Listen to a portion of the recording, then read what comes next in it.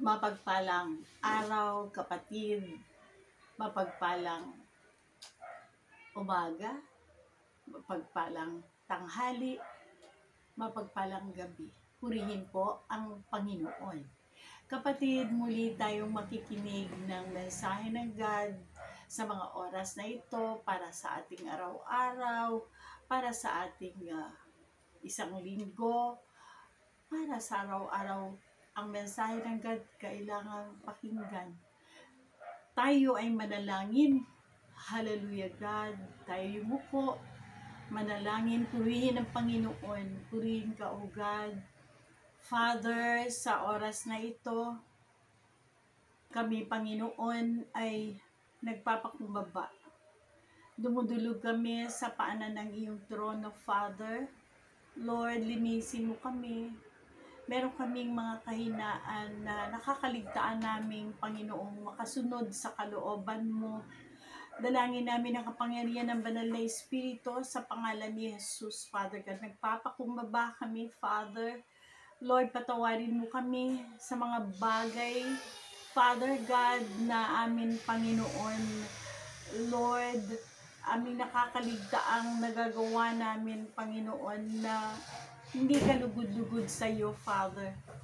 Lord, purihin ka at sambahin, dakilain ang iyong pangalan, Father. Salamat sa patuloy mong mga mensahe, Lord God, sa lahat ng oras kami, Panginoon, ay iyo, Panginoong, tinatawag at makinig sa iyong mga salita dahil salamat sa iyong pagmamahal, Father God. Salamat, ikaw yung aming tagapagligtas, Panginoong Jesus, ang aming Panginoon at Lord, aming dakilang manggagamot, ang bugtong na anak na mahal ng aming Diyos, Ama, sa kataas-taas ang langit.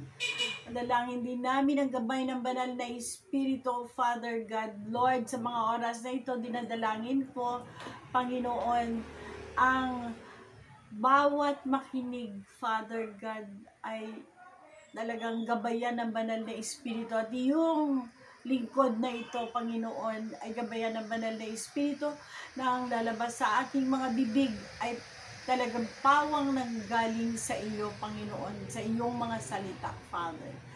Lord, thank you. Salamat, Ama. Salamat, Father God. Salamat sa iyong mensahe sa lahat ng oras upang kami, Panginoon, ay magkaroon ng relasyon sa iyo na tunay, Father. Thank you, God, in Jesus' name. Ito aking panalangin. Amen and amen and amen. Okay, muli, purihin ang Panginoon sa oras na ito at dakilain ang pangalan niya. Pagpalain po ang bawat isang makikinig ng ating mensahe. Ang ating pong pag-usapan ngayon ay ito. Pag-usapan natin muna ang tungkol sa pagkain. Di ba maraming mga lumalabas na mga specialties sa mga restaurants, mga bago na menus sa mga karinderya, sa mga restaurants, marami ng mga bagong mga pagkain, marami ng mga bagong handa sa iba't ibang lugar, parami mga masasarap. Kahit sa mga street foods, yung tuhog-tuhog lang, nadadagdagan pa, dati ilan lang, fishball, tapos kwek-kwek, tapos kung ano-ano pa at marami pa. Kaya naman, ang dami ng tumataba sa hindi mapigilang temptation at bango ng pagkain. Ibig kong basahin muna ang Bible verses na patungkol sa pagkain. Then, ito yung connection yan. Na hindi naman sinabing huwag tayong kumain dahil kailangan yan sa buhay ng ating katawan. Ngunit, ito po muna ang ating teksto. Basahin ko sa Matthew chapter 4, verses 1 to 4 ng New Century Version, The Temptation of Jesus. Then the Spirit led Jesus, sa New Century Version Holy Bible, nakalagay, then the Spirit led Jesus into the desert to be tempted by the devil. Verse 2, Jesus fasted for 40 days and nights. After this, he was very hungry. The devil, verse 3, came to Jesus to tempt him, saying, "If you are the Son of God, tell these rocks to become bread." Jesus answered, "It is written in the scriptures, a person lives not on bread alone, but by everything God says." So, sa English version po yan. Dito pa lang po, sa verse 4, inilagay na dito, nakasulat sa Biblia, ang sabi ni Jesus Christ, ang tao ay hindi mabubuhay sa pagkain lamang. Ang sabi dito, not a person lives not on bread alone, but by everything God says. Bread, dahil po sa kanila, sa Israel, sa Jerusalem, ang pagkain talaga nila doon, hindi kanin, kundi tinapay. Kung nagkakanin man sila, siguro lately lang o bihira lang, mas ang sa kanila, ang pagkain nila is tinapay, bread. Kaya bread po ang nakalagay dito. So, tatagalugin ko para mas malinaw pa. Ang sabi dito is Jesus, sa Tagalog, Mateo chapter 4, verses 1 to 4, ang pagtukso kay Jesus. Pagkatapos si Jesus ay dinala ng Espiritu sa ilang upang tuksuhin ng dyablo. Yung Espiritu dito, yung Holy Spirit, na talagang empowered siya ng banal na Espiritu. Pero, para ito malaman ni Jesus Christ na siya ay empowered talaga ng banal na Espiritu, ang katawan niya gutom. Kaya nga para tuksuhin siya ng kalaban.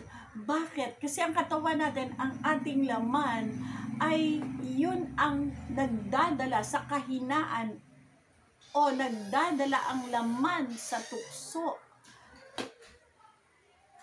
Ito po ating laman ay talagang ito yung tuksuhin. No? So pagkatapos si Jesus, ulitin ko, verse 1, ay dinala ng Espiritu sa ilang upang tuksuhin ng dyablo. Verse 2, siya ay nag-ayuno sa loob ng 40 araw at 40 gabi, kaya siya ay nagutom. So ang kahinaan po, isa yan ng katawan natin, syempre pag gutom, dahil tayo nilika na pakainin ang katawan natin, at pag hindi tayo makakain sa tamang oras, tayo'y manghihina. So, ang pagkain ang magpapalakas sa atin. So, since nag-ayuno si Jesus Christ, ang ibig sabihin nito, bigyan naman natin ang ating katawan ng disiplina din. Bakit? Ito yon. Pag disiplinado ang katawan natin, lalo na sa pagkain, ang kaluluwa naman natin ang malakas. Verse 2, siya ay nag-ayuno sa loob ng 40 araw at 40 gabi, kaya siya ay nagutom. So kung gutom ka, kung mahina talaga katawan mo, doon pumapasok ang kalaban. Kaya nga, ito na, dumating ang dyablo, verse 3, at sinabi sa kanya, "Kung ikaw ang anak ng Diyos, gawin mo ngang tinapay ang mga batong ito." You see, tinukso niya na kasi alam niya gutom na si Jesus Christ. Ngunit sumagot si Jesus, ito po talaga sa verse 4. Ngunit sumagot si Jesus na susulat, "Hindi lamang sa tinapay nabubuhay ang tao, kundi sa bawat salitang nagmumula sa bibig ng Diyos. Ano yung mga salitang sa bibig ng Diyos nagmumula? Lahat po yang nakasulat sa Biblia. Sinulat po yan ng propeta, ng mga apostles, mga tinawag ng God, na sila ay pinagharian, pinagpuspusan ng kalakasang magawa ng banal na Espiritu. Kaya nga sumagot si Jesus, nakasulat po yan lahat sa Biblia. Ang mga ibig ng God, kanyang batas, kanyang mga utos, kanyang ibig na paggawa, isa na po ito. Hindi tayo nabubuhay sa pagkain lamang. Ang tao, sabi na sa verse 4, ulitin ko, hindi lamang sa tinapay nabubuhay ang tao, kundi sa bawat salitang nagmumula sa bibig ng Diyos. Ibig sabihin, ang bawat salitang nagmumula sa bibig ng Diyos, pagkain po yan ng ating kaluluwa. Ang kaluluwa po natin, dahil ang kaluluwa natin, ang tayo'y muli, uulitin ko, tayo'y nilikha ng God na may 3 kaparte sa katawan. Sa pagkatao natin, katawan, espiritu, at kaluluwa. Ang ating pong katawan, ito yung naghihila sa atin sa kasalanan. Ang pagkain po para sa ating katawan, normal po yan na binigay ng God. Pero hindi natin talaga siya pagbigyan na lang ng pagbigyan. Okay, hindi kasalanan. Pero magiging mahina naman ang kaluluwa mo. Pakainin mo rin ng pakainin. Bakit? Kaya nga si Jesus Christ nag-fasting para ipagkaloob niya ang kanyang katawan kay God, at ang pagkain ng kaluluwa ay ang salita ni Lord. Ang ating pong katawan ang ating katawan naghihila sa atin sa kasalanan. Kaya nga pag namatay ang tao, inililibing sa lupa. At doon, mabubulok. Dahil wala itong silbi pagdating sa tukso, maliban na lang ang kaluluwa mo. Ang kaluluwa po natin, kaya kailangan natin magkaroon, ang kaluluwa po natin ay consists of ating puso, damdamin, at isip. Pag ang sabi ng God, sa bawat salitang magbumula sa labi ng God, doon tayo nabubuhay dahil ang kaluluwa po natin ay nagdidesisyon kung susundin natin ang tukso sa ating laman. At ang ating pong espiritu, siya po ang nag-uudyok sa atin na makinig sa kay God at sumunod. Ang kaluluwa po ang magdedesisyon kung susundin niya ang laman niya o ang kanyang espiritu na nag-uudyok kay God na sumunod. Yun po. So pagka puro tayo pagkain sa katawan, okay naman yan. Pero kailangan kumain din tayo ng salita ng God. Ano yung kakainin natin sa salita ng God? Kanyang mga salita. Kaluluwa natin ang kumakain para tayo ay makasunod sa udyok ng espiritu natin na ipinagkaloob ng God na makasama sa Kanya sa huling araw. Amen po ba? Ang atin pong topic, ano ang kalagayan ng ating kaluluwa? Okay, malusog tayo sa katawan. Paano naman ang kaluluwa natin? Meron pong kaluluwa sa tingin ng God dahil nga tayo hindi natin nakikita yung kaluluwa natin, yun ang isip, yun ang damdamin, yun ang mga nagdedesisyon ng ating gagawin. Laman ba ang susundin o ang espiritu ba na nag-uudyok sa atin kay God? O laman na nag-uudyok sa kasalanan? So nakikita lang ng God yan. Kaya nga, ano ang kalagayan ng iyong kaluluwa, ng ating kaluluwa sa paningin ng God, sa mata ni Lord, sa mga panahon ito, sa oras na ito? Yan ba ay busog sa pagkain ng salita ng God? Yan ba ay malusog sa mata ng God? Dahil ang kaluluwa po natin. Pag hindi po kayo, ako, tayo na tao, nakakadinig ng salita ng God at ito'y sa buhay, wala, sakitin tayo sa mata ng God. Mahina tayo or patay ang kaluluwa sa paningin ng God. Pag walang pagkain ng salita ng God, pag walang sinusunod at isinabulay-bulay ang salita ni Lord o isinasabuhay. So, ito po. Sabi sa Jeremiah chapter 15 verse 16 ng English Standard Version, "Your words were found and I ate them," sabi ni Jeremiah. "And your words became to me a joy and the delight of my heart. For I am called by your name, O Lord God of hosts." Tatagalugin natin. Sabi, Jeremias chapter 15 verse 16, Tagalog Bible, Bibliang Tagalog. "Ang iyong mga salita ay aking nasumpungan." Nasumpungan ni Jeremiah ang kanyang kalooban. Sumpungan ni Jeremiah ang kanyang mga ibig ng Diyos sa kanya. Sabi ni Jeremiah, "At ang iyong mga salita saganang akin," babalik ako sa English ha. Jeremiah chapter 15 verse 16. English Standard Version, "Your words were found and I ate them." Kinain niya. Ano yung kinain ng kaluluwa niya? Pinagbulay-bulayan niya, isinabuhay niya. "And your words became to me a joy and the delight of my heart. For I am called by your name, O Lord God of hosts." So sa Tagalog, Jeremias chapter 15 verse 16, "Ang iyong mga salita ay aking nasumpungan at aking kinain." So ano yung kinain?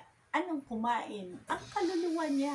Ibig sabihin na pag kinain mo ang salita ng God, pinagbulay-bulayan mo, pinag-isipan mo, at isinasabuhay mo. Parang pagkakain ka ng pagkain mo, lunch, dinner, snack. Pagkakain ka. Diba? Parang ang sarap pag busog ka.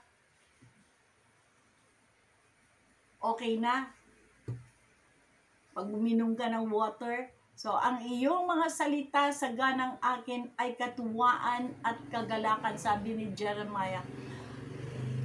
Kagalakan niya sapagkat ako'y tinawag sa iyong pangalan, o Panginoong Diyos ng mga hukbo. Sabi ni Jeremiah, kanya yan na prophet sa Old Testament na tinawag niya, nasumpungan niya, natagpuan niya ang mga salita ng God. Okay. Ayan, at kung manabik tayo sa pagkaing masarap o magugutom man, kailangang manabik din tayong pakainin ang ating kaluluwa ng salita ng Diyos. Yan ang nasa banal na kasulatan. Busog nga ating laman, pero sakitin ating kaluluwa. Patay sa paningin ng God. Ibig sabihin, hindi tayo kalugod-lugod sa Kanya. Wala tayong alam sa mga ibig niyang isabuhay natin para patungo tayo sa Kanyang kaharian sa langit pag nasa huling panahon na tayo. So, paano ba tayo? Tanggapin muna ang Panginoong Yesus. Dahil yun ang ating Savior na Kanyang pinadala, pinapako sa cross, para bayaran ang ating mga kasalanan. Ang atin lamang na kailangang gawin ay manghingi ng tawad sa Kanyang bugtong na anak, sa Panginoong Yesus, na siyang nagbayad ng ating kasalanan, na siyang pinako sa cross. At para pa natin makain mabuti ang salita ng God, ang kaluluwa natin, matututong maunawaan ano ang kalooban ng God, ano ang dapat na ipamumuhay natin dito sa lupa. So, ang sabi dito sa conclusion, ito po ay matatapos na tayo dito. Conclusion, 3 John chapter 1 verse 2, ang sabi dito, Beloved, I pray that all may go well with you and that you may be in good health as it goes well with your soul. Sabi ito ni John the Beloved, nakasulat sa pangatlong sulat niya ito. Sa Tagalog, mahal kong kaibigan, idinadalangin kong ikaw sana'y nasa mabuting kalagayan at malusog ang katawan, ganun din ng iyong kaluluwa. So, ibig sabihin, ang kaluluwa natin, malusog ang katawan natin, syempre, kailangan para ang buhay natin ay talagang blessed. No? Katawan natin, and ganun din ang iyong kaluluwa, malusog. Sarapan ng God. Ano ang ating gagawin? Sabi sa 1 Peter chapter 2 verse 2, like newborn infants, long for the pure spiritual milk, that by it you may grow up into salvation. Unang Pedro, tatagalugin ko uli sa Tagalog, chapter 2 verse 2, gaya ng sanggol, kayo'y manabik sa dalisay na gatas na espiritual upang lumago kayo tungo sa kaligtasan. So, ibig sabihin, ang pagkain natin, lumago ang espiritual na buhay natin. Ibig sabihin kasi ang espiritual na buhay natin ang nag-uudyok sa atin, sa kay God. At ang ating kaluluwa ay talagang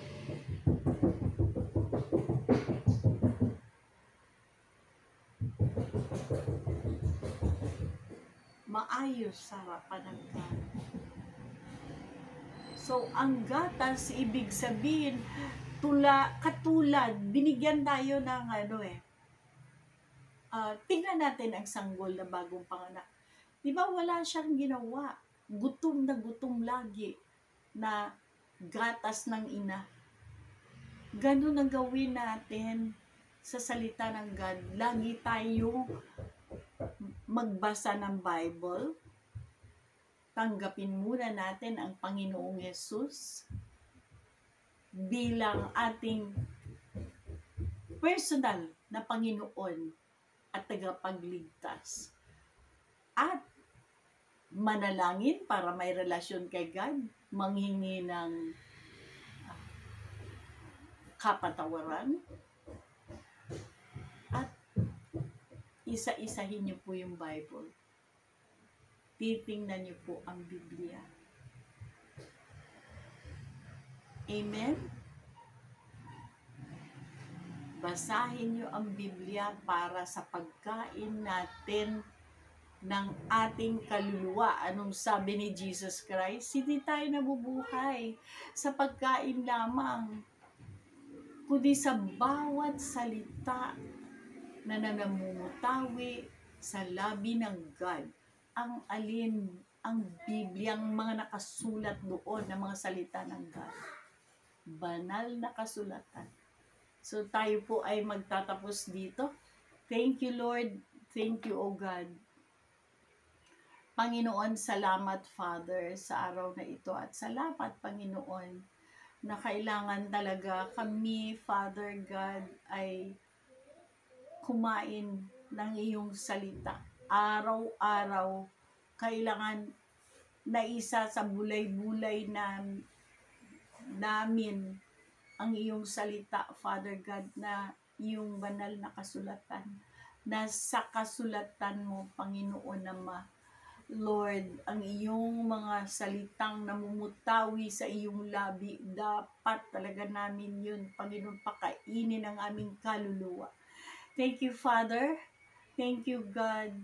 In Jesus' name, I pray sa lahat ng mga nagtapos nakinig ng mensaheng ito, God. Lord, I pray kanilang kaligtasan, Panginoon, sa anumang kapahamakan, Father God, sa pangalan ni Jesus. Lord, ligtas, idinideklara ko, ligtas kami, mga mahal namin sa buhay, anumang mga kapahamakang nakapaligid, Father God. Lord, saan man kami naroroon, Panginoon, physical, spiritual, mental, Father God, and emotional, Father. Lord, thank you in Jesus' name, Father God. Declaration namin yan, kami at ang mga mahal namin sa buhay ay ligtas sa anumang kapahamakan sa pangalan ni Jesus at sa kapangyarihan ng banal na Espiritu. Thank you, God. Dalangin ko rin, sino man ang mga may sakit, Panginoon, na nakikinig ngayon, anuman ang kanilang sakit, anuman ang karamdaman nila, Father God, makatanggap ng kagalingan sa pangalan ni Jesus, Lord. Thank you, oh God. Thank you, Lord. In Jesus' name, thank you, God. Hallelujah. Amen and amen and amen. Thank you, Lord. Amen.